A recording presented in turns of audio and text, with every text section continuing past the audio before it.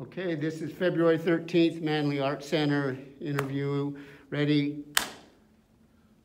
Hi everybody, we're here once again with a featured artist interview for the Pelican Bay Arts Association at the Manley Art Center. Except for this one, we don't have a single artist. We have a group of artists. They are quilting artists, and the group is called the ModSquad. And here to talk to us about the ModSquad is one of their members, and it's Doni Boyd. That's right. I had to think twice because somehow I get the words transposed. But Doni Boyd, please tell us for starters, where did you come up with that name, the ModSquad?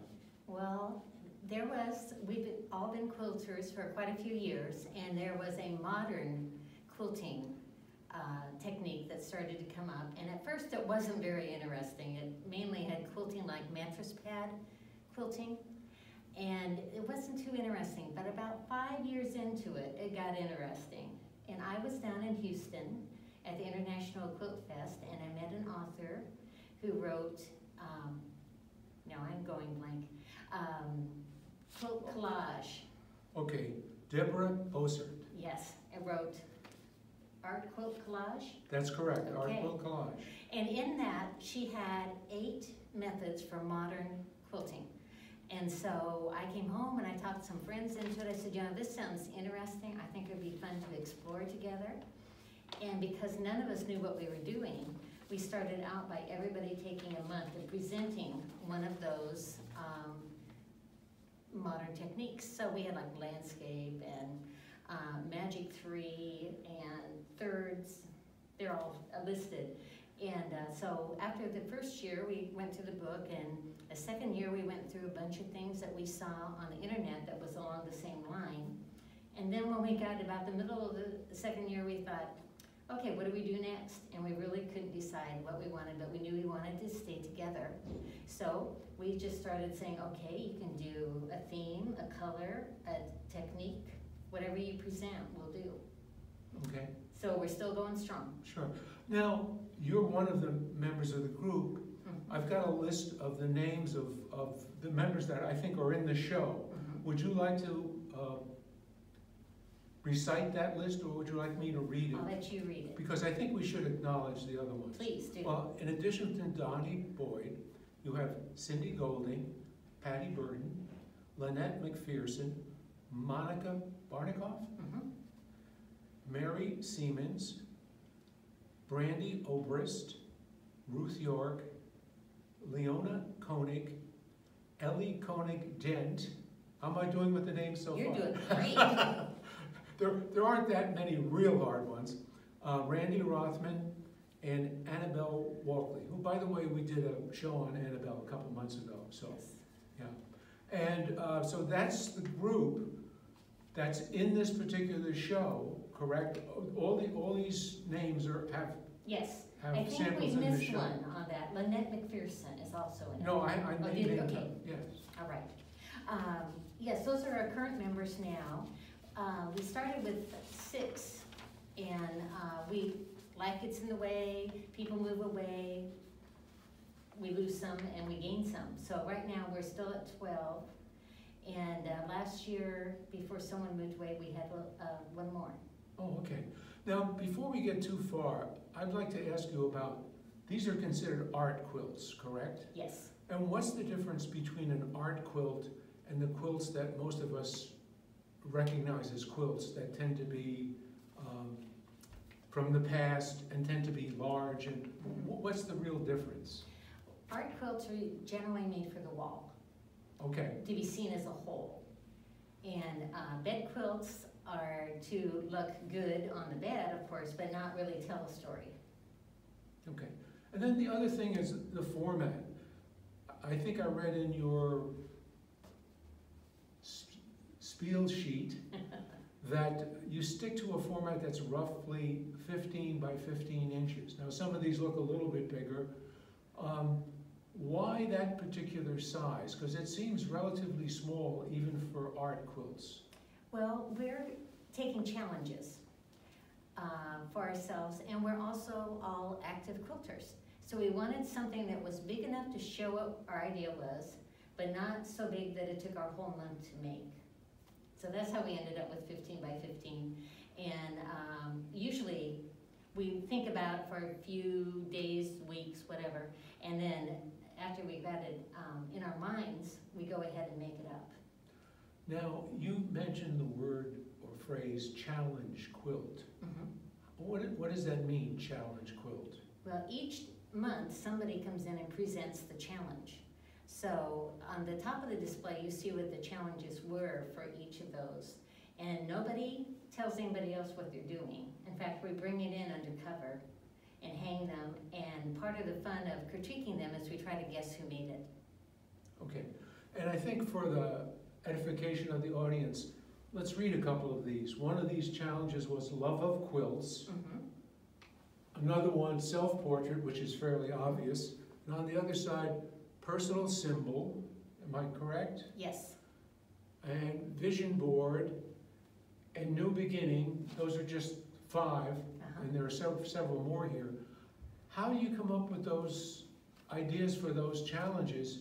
And it's interesting, you get so many different interpretations of the same subject, and I guess, is that part of the whole deal? That is part of the whole deal. And remember, everybody's taking a turn.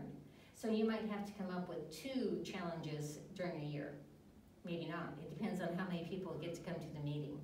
Do you mean you have to come up with, you have to come up with the idea for that challenge? Yes, when it's your turn. Yes, okay. So that makes it a little bit easier on us. And it is a challenge, and I think one of the things that have kept us going year after year is that they are so different from each other. When we were doing vision board right there, and it was for the year 2020, and I thought, oh, I just have to go with glasses on mine because 2020 vision. You know, that is like, you know, but everybody will have that. Nobody else had that. Yeah, it is interesting how that works. Yeah, it's great.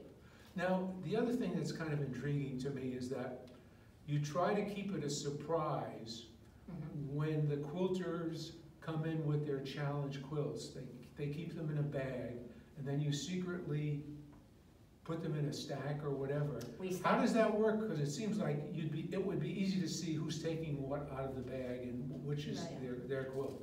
Well, we leave the bags in a pile.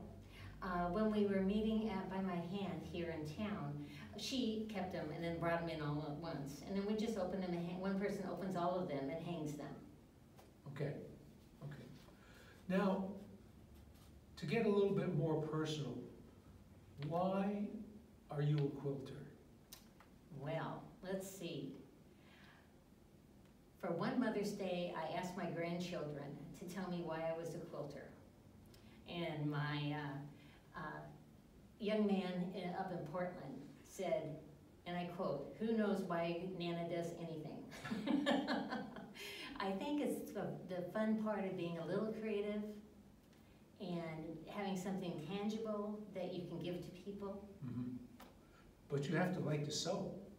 Well, yeah, but quilters don't do zippers, and they don't do darts, and they don't do sleeves, so it's flat sewing, which is pretty darn easy. That's an interesting point, because I know from past experience that what you mentioned, sleeves, zippers, those are difficult things to sew.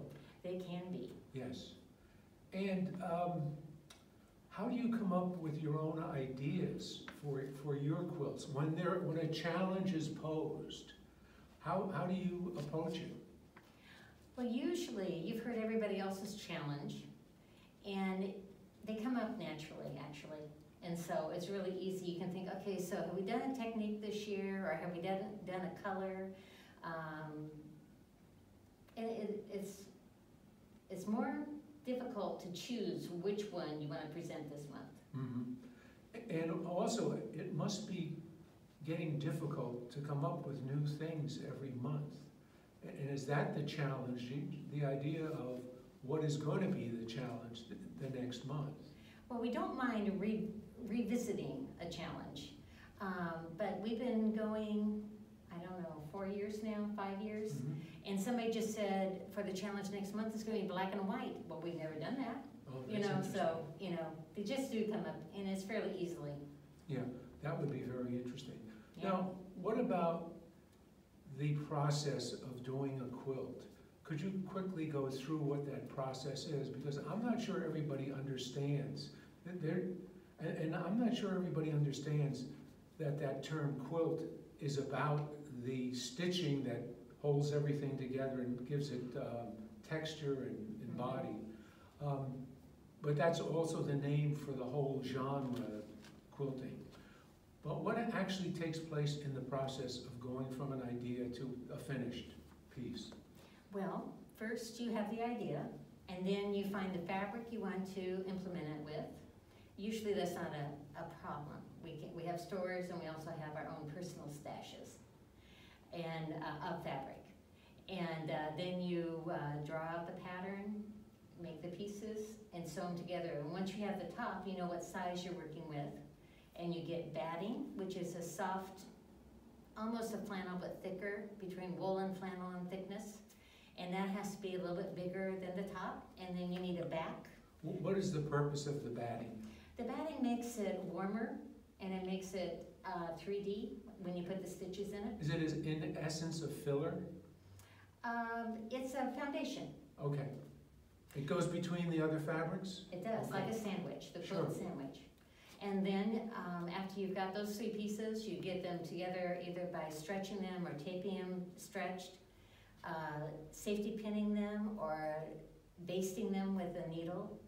And then you're ready to quilt it. And that holds all of the layers together in a way that they're not going to shift. You're not going to have a giant bubble in the middle or run out of the batting and backing before you get to the edge. Sure. Now, do you ever do larger quilts yourself, for yourself? Yes.